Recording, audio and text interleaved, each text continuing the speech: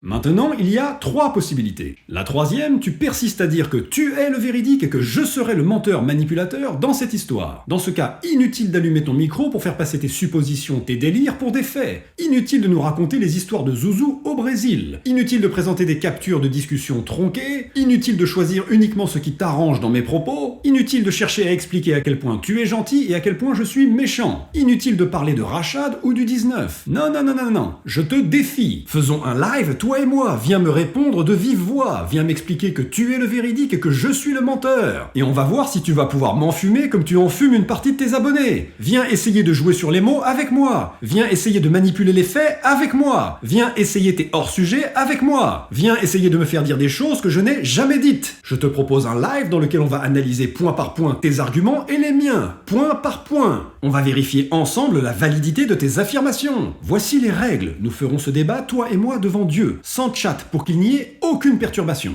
Avant même de commencer, nous appellerons la malédiction de Dieu sur celui de nous deux qui ment, sur celui de nous deux qui est de mauvaise foi, sur celui de nous deux qui altère les faits. Ensuite, nous resterons focalisés sur le sujet qui est le suivant. Qui de nous deux dans cette histoire est le menteur, calomniateur, manipulateur? Nous analyserons point par point ce que je viens d'exposer dans cette vidéo, dans la précédente et dans la tienne. Informe-moi de tes disponibilités. Je te défie!